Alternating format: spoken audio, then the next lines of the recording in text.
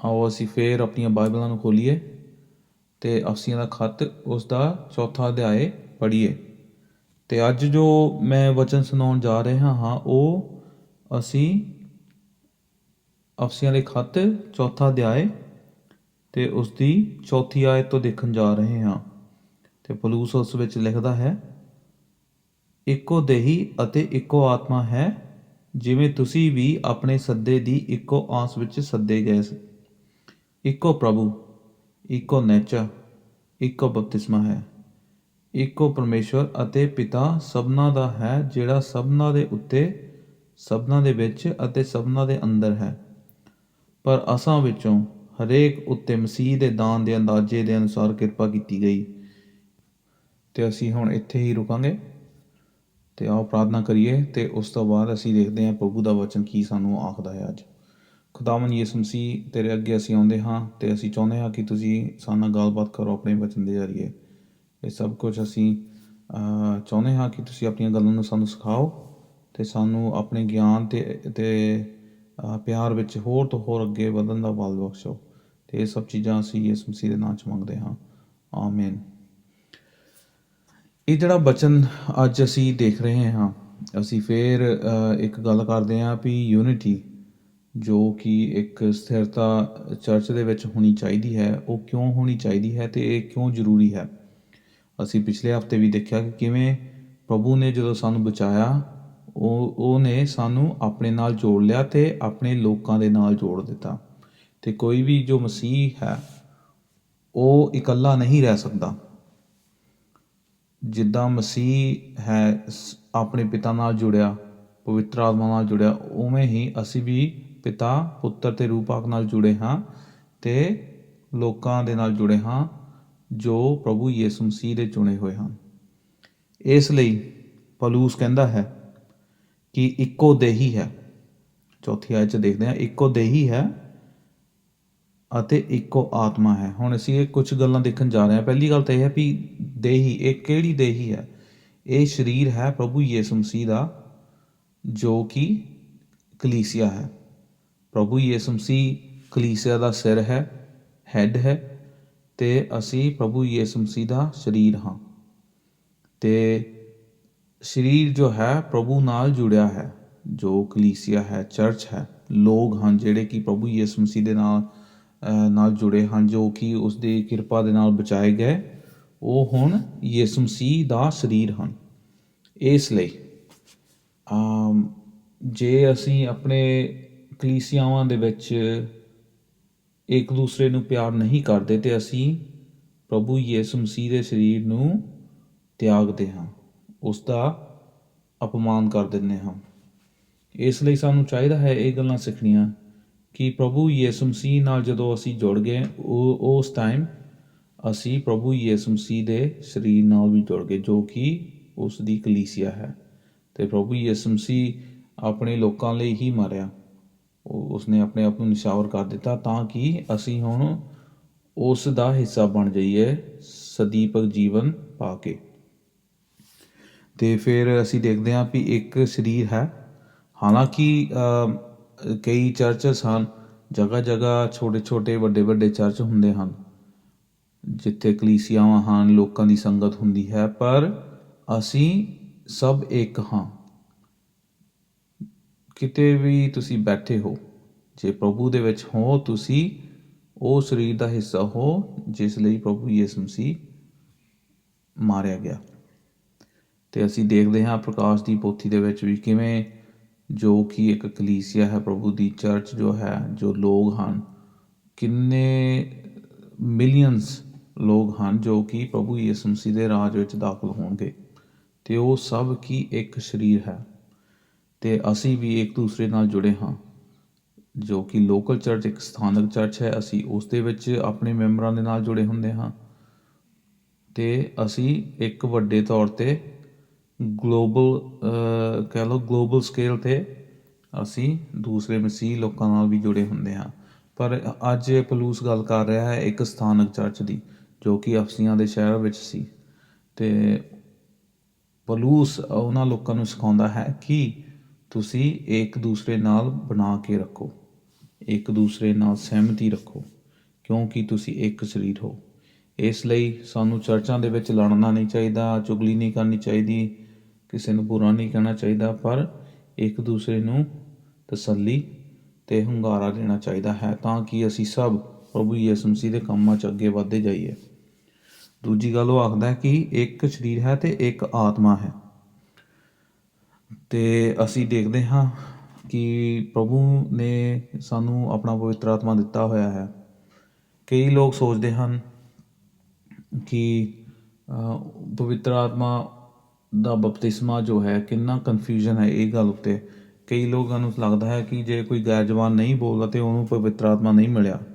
ਪਰ ਜੇ ਤੁਸੀਂ ਬਾਈਬਲ ਧਿਆਨ ਨਾਲ ਪੜ੍ਹੋਗੇ ਤੁਹਾਨੂੰ ਪਤਾ ਲੱਗੇਗਾ ਕਿ ਜੋ ਇਨਸਾਨ ਹੈ, ਕੋਈ ਵੀ ਇਨਸਾਨ ਹੈ, ਉਹ ਪ੍ਰਭੂ ਯਿਸੂ ਮਸੀਹ ਨੂੰ ਪ੍ਰਭੂ ਨਹੀਂ ਕਹਿ ਸਕਦਾ ਉਦੋਂ ਤੱਕ ਜਦੋਂ ਤੱਕ ਉਸ ਦੀ ਜ਼ਿੰਦਗੀ 'ਚ ਪਵਿੱਤਰ ਆਤਮਾ ਕੰਮ ਨਹੀਂ ਕਰਦਾ। ਅਸੀਂ ਇਹ ਪੜ੍ਹਦੇ ਵੀ ਹਾਂ,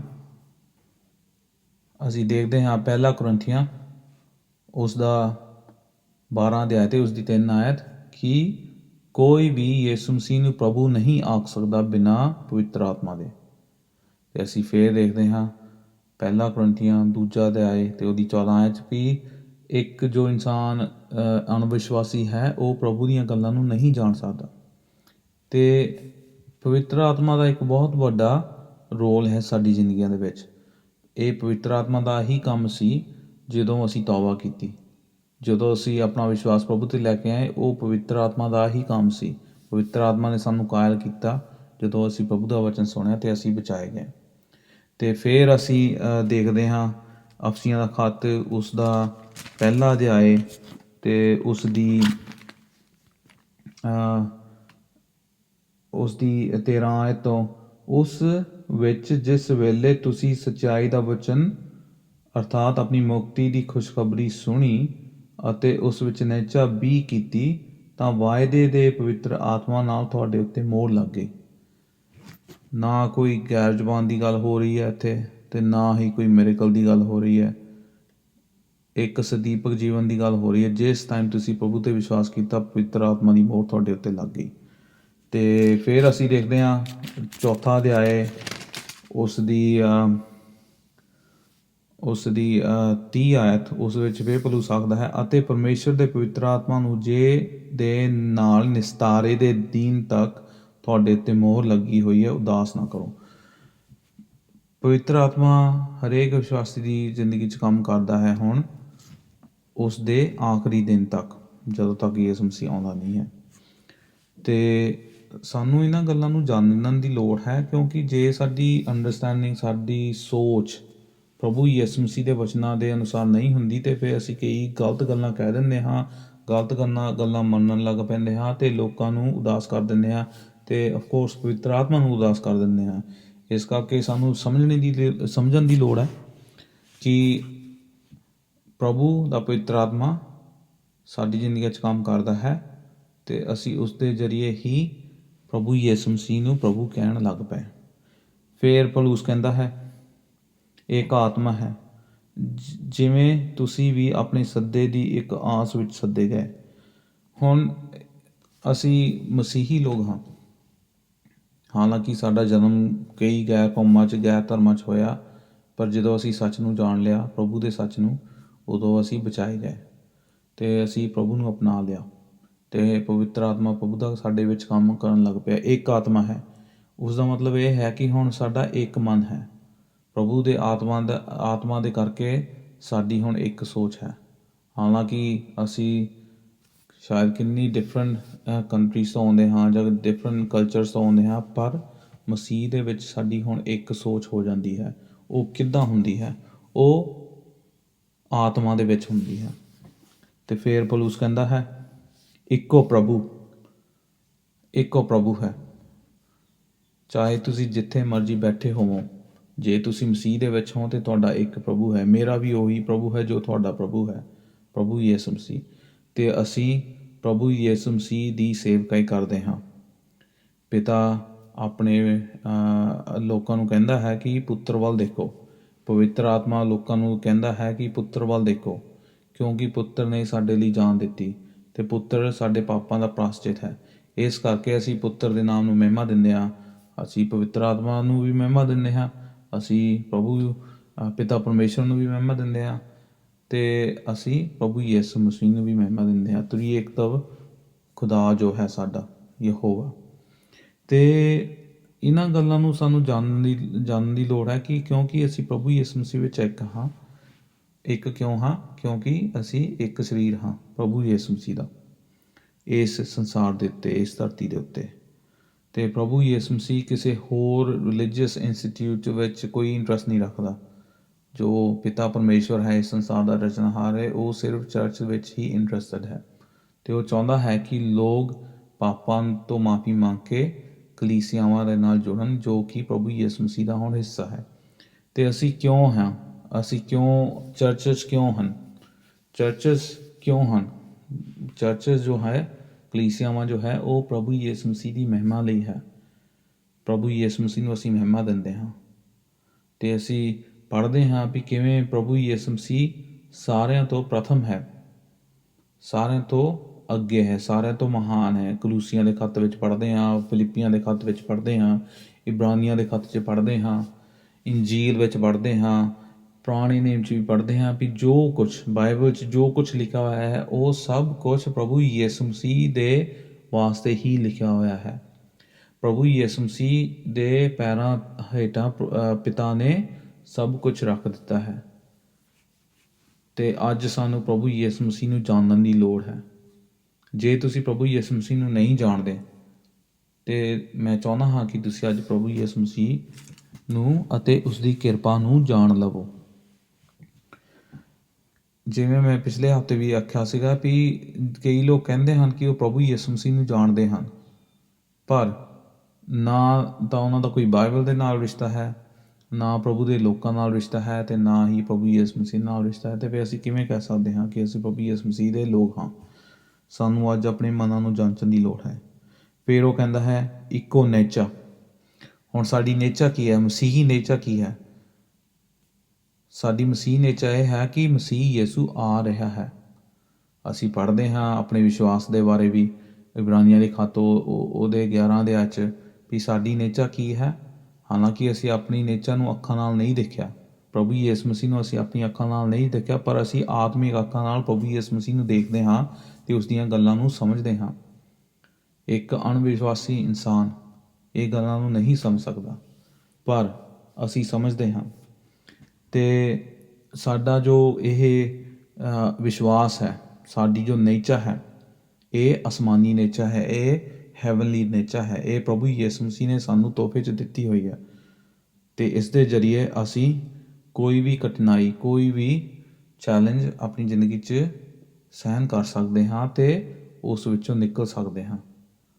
ਅਤੇ ਜੇ ਅਸੀਂ ਮਰ ਵੀ ਜਾਂਦੇ ਹਾਂ ਤਾਂ ਵੀ ਸਾਡੀ ਨੇਚਾ ਸਾਨੂੰ ਜੀਵਤ ਰੱਖਦੀ ਹੈ। ਸਾਡੀ ਨੇਚਾ ਪਰਮੇਸ਼ਵਰ ਯਿਸੂ ਮਸੀਹ ਦੇ ਵਿੱਚ ਸਾਨੂੰ ਕੀ ਜੀਵਤ ਰੱਖਦੀ ਹੈ? ਕਿਉਂ? ਕਿਉਂਕਿ ਪ੍ਰਭੂ ਯਿਸੂ ਮਸੀਹ ਜ਼ਿੰਦਾ ਹੈ, ਪ੍ਰਭੂ ਯਿਸੂ ਮਸੀਹ ਰਾਜਾ ਹੈ, ਪ੍ਰਭੂ ਯਿਸੂ ਮਸੀਹ ਸਾਡੇ ਲਈ ਦਲੀਲਾਂ ਪੇਸ਼ ਕਰਦਾ ਹੈ ਸਵਰਗ ਦੇ ਵਿੱਚ। ਇਸ ਲਈ ਸਾਡੀ ਨੇਚਾ ਮਰੀ ਹੋਈ ਨਹੀਂ ਹੈ ਅਤੇ ਨਾ ਹੀ ਕਦੀ ਮਰ ਸਕਦੀ ਹੈ। ਸਾਡੀ ਨੇਚਾ ਜੁਗੋ ਜੁਗਾਂਤਰ ਤੱਕ ਚੱਲਦੀ ਰਹੇਗੀ ਅਤੇ ਹਰੇਕ ਵਿਸ਼ਵਾਸੀ ਜੋ ਹੈ ਉਸ ਦੀ ਨੇਚਾ ਇੱਕ ਹੈ। ਮੇਰੀ ਨੇਚਾ, ਤੁਹਾਡੀ ਨੇਚਾ ਪ੍ਰਭੂ ਯਿਸੂ ਮਸੀਹ ਦੇ ਵਿੱਚ ਹੈ ਅਤੇ ਇਸੇ ਲਈ ਅਸੀਂ ਕਦੀ ਡਾਵਾਂ ਡੋਲ ਨਹੀਂ ਹੋ ਸਕਦੇ। ਜੇ ਹੁੰਦੇ ਵੀ ਹਾਂ ਤਦ ਸਾਨੂੰ ਪ੍ਰਭੂ ਯਿਸੂ ਮਸੀਹ ਸੰਭਾਲਦਾ ਹੈ ਨੇਚਾ ਦੇ ਜ਼ਰੀਏ, ਵਿਸ਼ਵਾਸ ਦੇ ਜ਼ਰੀਏ। ਇਸ ਲਈ ਸਾਨੂੰ ਹਮੇਸ਼ਾ ਪ੍ਰਭੂ ਯਿਸੂ ਮਸੀਹ ਦੇ ਵਿੱਚ ਨੇਚਾ ਰੱਖਣ ਦੀ ਲੋੜ ਹੈ ਅਤੇ ਇੱਕ ਦੂਜੇ ਨੂੰ ਤਸੱਲੀ ਦੇਣ ਦੀ ਲੋੜ ਹੈ ਕਿ ਸਾਡੀ ਨੇਚਾ ਵਿਅਰਥ ਨਹੀਂ ਹੈ, ਸਾਡੀ ਨੇਚਾ ਚੰਗੀ ਹੈ ਅਤੇ ਸਾਡੀ ਨੇਚਾ ਦਾ ਜੋ ਫਲ ਹੈ ਉਹ ਬਹੁਤ ਹੀ ਵੱਡਾ ਹੈ। ਫਿਰ ਪੌਲੁਸ ਕਹਿੰਦਾ ਹੈ ਕਿ ਇੱਕੋ ਪ੍ਰਭੂ ਹੈ ਅਤੇ ਇੱਕੋ ਨੇਚਾ ਹੈ ਅਤੇ ਇੱਕੋ ਬਪਤਿਸਮਾ ਹੈ। ਇੱਕੋ ਬਪਤਿਸਮਾ ਹੈ ਅਤੇ ਅਸੀਂ ਜੇ ਗੱਲ ਕਰੀਏ ਬਪਤਿਸਮੇ ਦੀ, ਬਪਤਿਸਮਾ ਇੱਕ ਤੋਹਫਾ ਹੈ ਚਰਚ ਨੂੰ ਦਿੱਤਾ ਹੋਇਆ। ਜਦੋਂ ਕੋਈ ਵੀ ਇਨਸਾਨ ਬਪਤਿਸਮਾ ਲੈਂਦਾ ਹੈ, ਉਹ ਪਹਿਲਾਂ ਆਪਣੇ ਪਾਪਾਂ ਤੋਂ ਤੌਬਾ ਕਰਦਾ ਹੈ ਅਤੇ ਇਕਰਾਰ ਕਰਦਾ ਹੈ ਕਿ ਪ੍ਰਭੂ ਯਿਸੂ ਮਸੀਹ ਹੀ ਪ੍ਰਭੂ ਹੈ ਅਤੇ ਉਹ ਹੀ ਬਚਾਉਂਦਾ ਹੈ। ਅਤੇ ਇਹ ਇਕਰਾਰ ਉੱਤੇ ਅਤੇ ਇਹ ਕਨਫੈਸ਼ਨ ਉੱਤੇ ਫਿਰ ਅਸੀਂ ਬਪਤਿਸਮਾ ਲੋਕਾਂ ਨੂੰ ਦਿੰਦੇ ਹਾਂ। ਅਤੇ ਜੋ ਵੀ ਕੋਈ ਬਪਤਿਸਮਾ ਲੈਂਦਾ ਹੈ ਉਹ ਆਪਣੇ ਆਪ ਨੂੰ ਕਹਿੰਦਾ ਹੈ ਅਤੇ ਦੁਨੀਆ ਨੂੰ ਕਹਿੰਦਾ ਹੈ ਕਿ ਹੁਣ ਉਹ ਇਸ ਦੁਨੀਆ ਦੇ ਵੱਲੋਂ ਮਰ ਚੁੱਕਾ ਹੈ ਅਤੇ ਹੁਣ ਉਹ ਮਸੀਹ ਦੇ ਵਿੱਚ ਜ਼ਿੰਦਾ ਹੋ ਗਿਆ ਹੈ। ਉਸ ਦਾ ਪੁਰਾਣਾ ਆਦਮੀ ਮਰ ਚੁੱਕਾ ਹੈ ਅਤੇ ਹੁਣ ਉਹ ਨਵਾਂ ਆਦਮੀ ਬਣ ਚੁੱਕਾ ਹੈ। ਅਤੇ ਪਵਿੱਤਰ ਆਤਮਾ ਸਾਨੂੰ ਇਹ ਵੀ ਸਿਖਾਉਂਦਾ ਹੈ ਬਪਤਿਸਮੇ ਦੇ ਜ਼ਰੀਏ ਕਿ ਜਿਵੇਂ ਪ੍ਰਭੂ ਯਿਸੂ ਮਸੀਹ ਦਫਨਾਇਆ ਗਿਆ ਅਤੇ ਉਹ ਤੀਜੇ ਦਿਨ ਜੀ ਉੱਠਿਆ, ਉਵੇਂ ਹੀ ਜਦੋਂ ਅਸੀਂ ਪਾਣੀ 'ਚ ਵੜਦੇ ਹਾਂ, ਬਪਤਿਸਮਾ ਲੈਂਦੇ ਹਾਂ, ਅਸੀਂ ਡੁਬੋਏ ਜਾਂਦੇ ਹਾਂ ਅਤੇ ਅਸੀਂ ਫਿਰ ਨਿਕਲ ਆਉਂਦੇ ਹਾਂ ਪਾਣੀ 'ਚੋਂ। ਇਹ ਇੱਕ ਦਰਸਾਉਂਦਾ ਹੈ ਕਿ ਜਿਵੇਂ ਪ੍ਰਭੂ ਯਿਸੂ ਮਸੀਹ ਕਬਰ ਤੋਂ ਨਿਕਲ ਆਇਆ, ਉਵੇਂ ਹੀ ਅਸੀਂ ਵੀ ਕਬਰ ਤੋਂ ਨਿਕਲ ਆਵਾਂਗੇ। ਜਿਸ ਦਿਨ ਪ੍ਰਭੂ ਯਿਸੂ ਮਸੀਹ ਵਾਪਸ ਆ ਗਿਆ ਅਤੇ ਅਸੀਂ ਵੀ ਜ਼ਿੰਦੇ ਕੀਤਾ ਜਾਵਾਂਗੇ। ਹੁਣ ਆਫਕੋਰਸ ਕਈ ਮਸੀਹ ਲੋਕ ਨਹੀਂ ਦਫਨਾਏ ਗਏ, ਜਾਂ ਕਈ ਮਸੀਹ ਲੋਕ ਦਾ ਐਕਸੀਡੈਂਟ ਹੋ ਜਾਂਦਾ ਹੈ ਜਾਂ ਕਤਲ ਹੋ ਜਾਂਦਾ ਹੈ, ਉਹਨਾਂ ਨੂੰ ਮਾਰ ਦਿੱਤਾ ਜਾਂਦਾ ਹੈ, ਜਲਾ ਦਿੱਤਾ ਜਾਂਦਾ ਹੈ। ਉਹਨਾਂ ਦਾ ਕੀ ਹੁੰਦਾ ਹੈ? ਉਹ ਵੀ ਜੀ ਉੱਠਣਗੇ, ਕਿਉਂਕਿ ਬਾਈਬਲ ਤਾਂ ਇਹ ਗੱਲ ਨੂੰ ਸਾਫ਼-ਸਾਫ਼ ਆਖਦੀ ਹੈ। ਅਤੇ ਬਪਤਿਸਮਾ ਇੱਕ ਸਾਨੂੰ ਪੁਆਇੰਟ ਕਰਦਾ ਹੈ ਇੱਕ ਗੱਲ ਵੱਲ ਕਿ ਜਿਵੇਂ ਪ੍ਰਭੂ ਯਿਸੂ ਮਸੀਹ ਜ਼ਿੰਦਾ ਹੋ ਗਿਆ, ਉਹ ਸਰੀਰ ਵਿੱਚ ਵਾਪਸ ਆ ਗਿਆ, ਉਵੇਂ ਹੀ ਅਸੀਂ ਵੀ ਸਰੀਰ ਵਿੱਚ ਵਾਪਸ ਆ ਜਾਵਾਂਗੇ। ਅਤੇ ਬਪਤਿਸਮਾ ਜਦੋਂ ਕੋਈ ਲੈਂਦਾ ਹੈ ਉਹ ਚਰਚ ਦਾ ਮੈਂਬਰ ਬਣ ਜਾਂਦਾ ਹੈ। ਬਪਤਿਸਮਾ ਲੈ ਕੇ ਜੇ ਤੁਸੀਂ ਭਟਕ ਰਹੇ ਹੋ, ਜਗ੍ਹਾ ਜਾ ਰਹੇ ਹੋ, ਡਿਫਰੈਂਟ ਚਰਚਾਂ 'ਚ ਜਾ ਰਹੇ ਹੋ, ਉਹ ਗੱਲ ਗਲਤ ਹੈ, ਕਿਉਂਕਿ ਸਾਨੂੰ ਇੱਕ ਚਰਚ ਵਿੱਚ ਸਥਿਰ ਹੋਣ ਦੀ ਲੋੜ ਹੈ ਅਤੇ ਇੱਕ ਚਰਚ ਦੇ ਵਿੱਚ ਰਹਿ ਕੇ ਸਾਨੂੰ ਸੇਵਕਾਈ ਕਰਨ ਦੀ ਲੋੜ ਹੈ। ਅਤੇ ਜਦੋਂ ਅਸੀਂ ਕਿਸੇ ਨੂੰ ਬਪਤਿਸਮਾ ਦਿੰਦੇ ਹਾਂ, ਅਸੀਂ ਉਹਨੂੰ ਕਹਿੰਦੇ ਹਾਂ ਕਿ ਹੁਣ ਤੁਸੀਂ ਨਾ ਕਿ ਬਪਤਿਸਮਾ ਲਿਆ ਹੈ, ਪਰ ਤੁਸੀਂ ਇਸ ਚਰਚ ਦੇ ਮੈਂਬਰ ਵੀ ਬਣ ਗਏ ਹੋ। ਸਥਾਨਕ ਚਰਚ ਦੇ ਮੈਂਬਰ, ਲੋਕਲ ਚਰਚ ਦੇ ਮੈਂਬਰ ਬਣਨਾ ਬਹੁਤ ਹੀ ਜ਼ਰੂਰੀ ਹੈ। ਅਤੇ ਬਪਤਿਸਮਾ ਸਾਨੂੰ ਇੱਕ ਇਹ ਗੱਲ ਨੂੰ ਸ਼ੋਅ ਕਰਦਾ ਹੈ। ਕਿਉਂ? ਜਦੋਂ ਅਸੀਂ ਕਿਸੇ ਨੂੰ ਬਪਤਿਸਮਾ ਦਿੰਦੇ ਹਾਂ, ਅਸੀਂ ਉਸਦੀ ਲਾਈਫ ਬਾਰੇ ਜਾਣਦੇ ਹਾਂ, ਅਸੀਂ ਉਸ ਨੂੰ ਸਵਾਲ ਪੁੱਛਦੇ ਹਾਂ, ਅਸੀਂ ਉਸਦੀ ਗਵਾਹੀ ਪੁੱਛਦੇ ਹਾਂ ਅਤੇ ਫਿਰ ਉਸ ਨੂੰ ਬਪਤਿਸਮਾ ਦਿੰਦੇ ਹਾਂ। ਅਤੇ ਫਿਰ ਅਸੀਂ ਕਹਿੰਦੇ ਹਾਂ ਹੁਣ ਤੁਸੀਂ ਬਪਤਿਸਮਾ ਲੈ ਲਿਆ ਹੈ, ਅਤੇ ਬਪਤਿਸਮਾ ਜੋ ਕਿ ਇੱਕ ਚੰਗੀ ਗੱਲ ਹੈ। ਅਤੇ ਹੁਣ ਤੁਹਾਡਾ ਮਸੀਹ ਜੀਵਨ ਕਿਵੇਂ ਹੋਣਾ ਚਾਹੀਦਾ ਹੈ? ਮਸੀਹ ਜੀਵਨ ਸੇਵਕਾਈ ਵਾਲਾ ਜੀਵਨ ਹੋਣਾ ਚਾਹੀਦਾ ਹੈ। ਅਤੇ ਬਪਤਿਸਮਾ ਸਾਨੂੰ ਪੁਆਇੰਟ ਕਰਦਾ ਹੈ ਕਿ ਹੁਣ ਅਸੀਂ ਲੋਕਲ ਚਰਚ ਦੇ ਮੈਂਬਰ ਬਣ ਗਏ ਹਾਂ।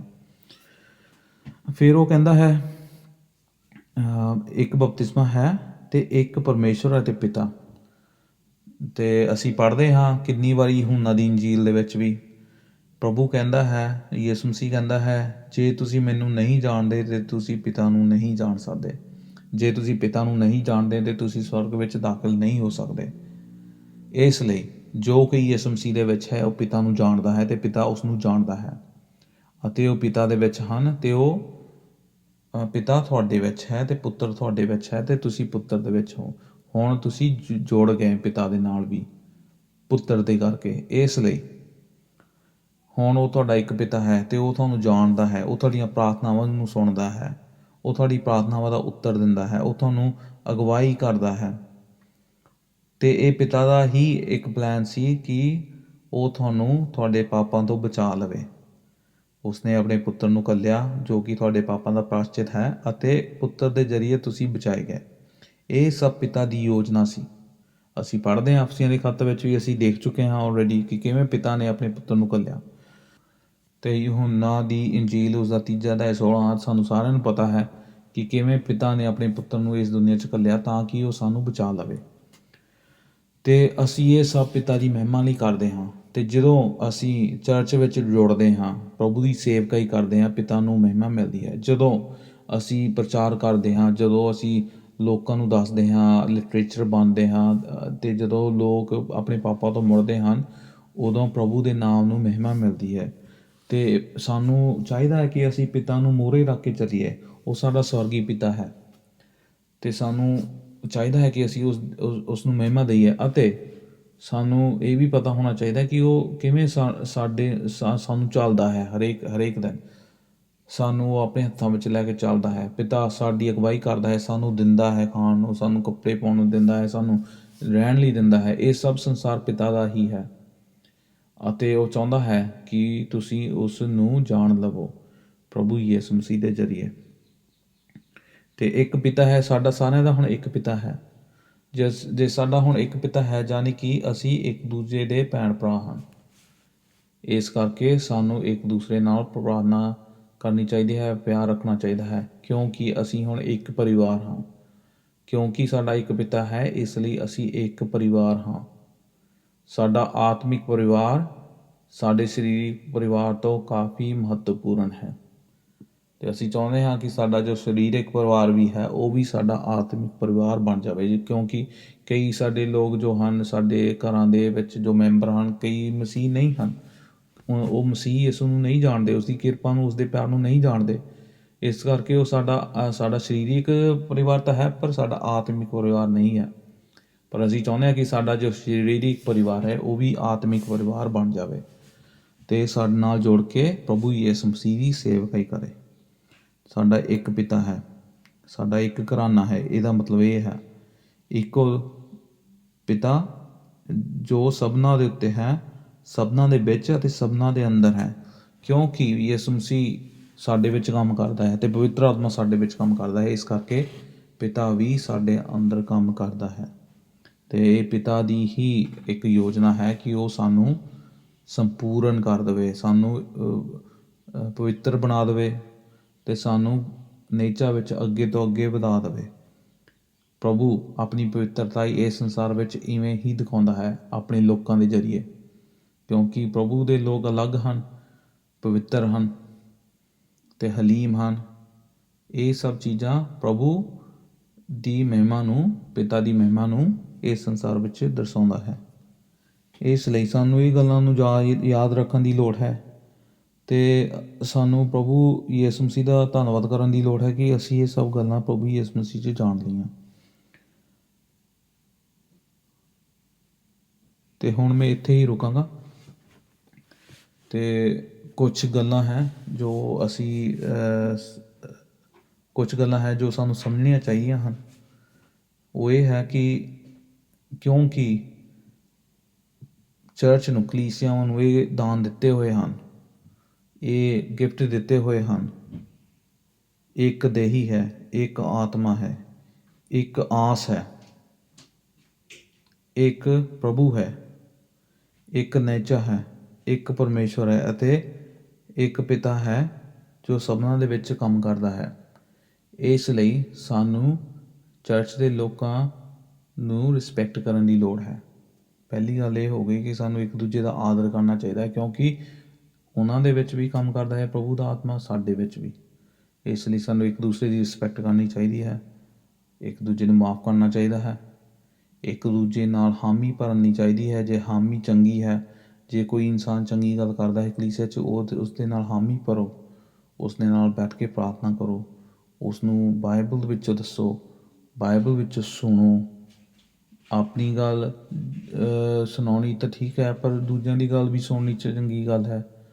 ਅਤੇ ਇੱਕ ਦੂਸਰੇ ਲਈ ਪ੍ਰਾਰਥਨਾ ਕਰੋ ਕਿ ਅਸੀਂ ਪ੍ਰਭੂ ਦੇ ਵਿੱਚ ਅੱਗੇ ਵੱਧਦੇ ਜਾਈਏ।